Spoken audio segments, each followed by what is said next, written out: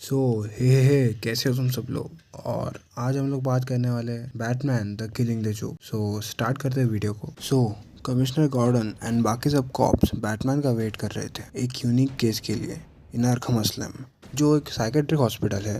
तभी बैटमैन वो आता है एंड हार्वी डेंट के सेल को बाईपास करके वो सेल की तरफ बढ़ता है एंड वो यूनिक केस किसी और का नहीं बल्कि जोकर का होता है। तभी बैटमैन उसे कहता है कि हम ये कब तक एक दूसरे के साथ करते रहेंगे, हमें कहीं ना कहीं तो रुकना होगा। एट लास्ट तुम मुझे मार दोगे या फिर मैं तुम्हें मार दूंगा, सूनर या लेटर। इसके बाद भी जोकर उसकी बात पे ध्यान नहीं देता है एंड वो कार्ड्स के डेक के साथ खेलता ही रहता है। बैटमैन को उसे देखकर बहुत गुस्सा आने लगता है।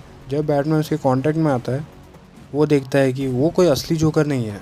जोकर ने उसे पैसे दिए थे और जोकर वहाँ से भाग गया है। एंड जब ये बैटमैन को पता चलता है वो उसे पीटने लगता है एंड कमिश्नर गॉर्डन को बैटमैन को रोकना पड़ता है। एंड तभी फोकस शिफ्ट होता है रियल जोकर पे। यहाँ पर जोकर एक पुरानी प्रॉपर्टी खरीद रहा है जो कि एक अम्यूजमेंट पार्क पे सेट होता है। जोकर भी डीलर को यही कहता है कि ये परफेक्ट है मेरे काम के लिए and don't worry about payment, वो तुम्हें मिल जाएगी। तभी जोकर अपने पास्ट को याद करने लगता है एक फ़ोटो को देखकर, जहाँ पर जोकर बनने से पहले एक सैड अनफनी कॉमेडियन था। उसकी वाइफ उसे पूछती है क्या हुआ, तुम्हारा एक्ट उन्हें पसंद आया कि नहीं। जोकर तभी कहता है मैंने अपनी पंचलाइन मिस कर दी थी और शायद वो मुझे ना बुलाए। और जोकर खुद से डिसअपॉइंट होने की वजह से अपना सारा गुस्सा अपनी वाइफ पर निकलता है और आखिर में वो ज़ोर ज़ोर से रोने लगता है। एंड जोकर तब कहता है तुमने गलती कर दी एक लूज़र से शादी करके, और हमारा बच्चा इस अपार्टमेंट में पैदा नहीं हो सकता जहाँ पर इस कैट लीडर एंड बूढ़े लोगों की स्मेल आती है। मुझे बस थोड़े से पैसे चाहिए और मैं तुम्हें और अपने बच्चे को एक अच्छे नेबरहुड में लेके जाऊंगा। ये स्ट्रीट की लड़कियां तो एक हफ्ते में हमारा घर का पूरा रेंट कमा लेती है without even have to tell them a single joke. तभी जोकर की वाइफ ज़ोर ज़ोर से हंसने लगती है और वो कहती है डोंट वरी हनी, मैं तुम्हें तब भी प्यार करूँगी even you don't have anything.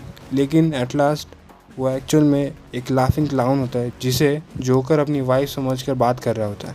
And तभी joker and dealer deal done करने के लिए हाथ मिलाते हैं। तभी जोकर डीलर को एक पिन चुबो देता है जिसमें एक पॉइज़न है जो कि जोकर ने ही बनाया होता है। जब भी वो ह्यूमन ब्लड सेल्स के साथ कांटेक्ट में आता है विक्टिम की फेस की नसें एक स्माइली फेस बनाते हैं एंड वो वहीं पर एक क्लाउन की तरह हंसते हंसते मर जाता है।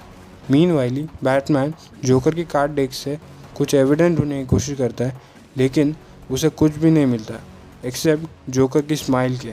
तभी अल्फ्रेड रिफ्रेशमेंट लेकर आता है बैटमैन के लिए एंड बैटमैन उसे कहता है नहीं मुझे कुछ नहीं मिल रहा, मैं इतनी देर से कुछ ना कुछ ढूंढने की कोशिश कर रहा हूँ लेकिन इट्स ऑलमोस्ट इम्पॉसिबल।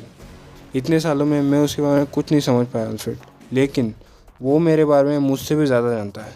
कैसे दो लोग एक दूसरे से इतनी नफरत करते हैं बिना एक दूसरे को जाने। और उसके बाद हमें ये दिखाया जाता है कि गॉर्डन न्यूज़पेपर पढ़ रहा है एंड वो ये कहता है ये मुझे पसंद नहीं।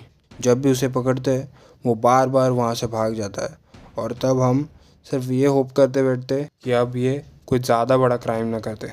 तभी गॉर्डन की बेटी बारबारा कहती है डैड आपने कैटवुमन की स्क्रैप बुक वार्डरोब के पीछे गिरा दी थी, आपको कभी कभी मुझे आपके फाइल सिस्टम को संभालने देना चाहिए जैसे हम लाइब्रेरी में काम करते थे। एंड तभी डोर बेल बजती है एंड बारबारा डोर ओपन करने जाती है एंड गॉर्डन फर्स्ट केस देख रहा होता है जहाँ पर बैटमैन और जोकर मिलते हैं। एंड बारबारा रिप्लाइज हाँ मुझे भी याद है, वाइट फेस ग्रीन हेयर, आपने जब मुझे बचपन में ये केस बताया था तो मैं बहुत ज़्यादा डर गई थी। एंड सरप्राइजिंगली डोर स्टेप में और कोई नहीं द जोकर होता है एंड वो बारबारा को गोली मार देता है जो सीधा उसके स्पाइन में जाकर लगती है और वो वहीं पर गिर जाती है। एंड तभी जोकर के आदमी गॉर्डन को मारने लगते हैं एंड जोकर कहता है हा वो अब वापस नहीं चल पाएगी।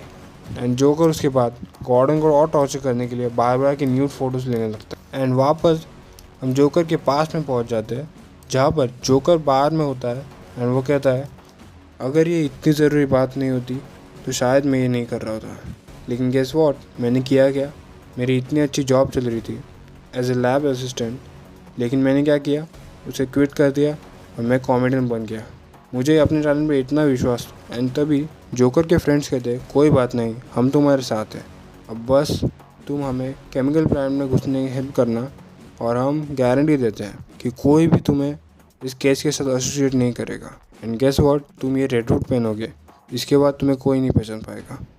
और बाद में डॉक्टर भी ये कंफर्म करते हैं कि शायद अब ये 2 पैरों में ना चल पाए।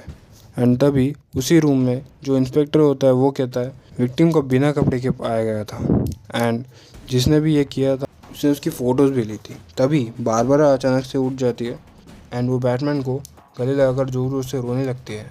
एंड वो कहती है वो कुछ पॉइंट प्रूव करना चाहता है and my dad is on the top of the list. वो क्या करने वाला है मेरे डैड के साथ, वो बार बार पूछने लगती है। उसके बाद हम ये देखते हैं गॉर्डन अम्यूज़मेंट पार्क में होता है एंड कुछ लोग गॉर्डन के कपड़े उतारने लगते हैं एंड उसे वहाँ से लेकर जाते हैं जोकर के पास। तभी गॉर्डन उसे कहता है oh I remember you and Joker replies oh remember ये बहुत ख़तरनाक चीज़ है, एक वरिंग एंशियस प्लेस है जिसे तुम पास्ट टेंस भी कह सकते हो। हा आई थिंक तुम्हें एक डार्क कोल्ड प्लेस में जाने की ज़रूरत है जहाँ पर तुम्हें वो मेमोरीज याद आ पाएंगी जो कि तुम चाहते हो कि तुम भूल जाओ। सो जब तुम उस जगह जाओगे जहाँ पर तुम्हें अनबियरेबल स्क्रीमिंग अनवांटेड मेमोरीज याद आएंगी, तब हमेशा याद रखना वहाँ पर एक इमरजेंसी एग्जिट ज़रूर होगा जो कि है मैडनेस। एंड ये पार्ट यही तक था। Stay tune for part 2।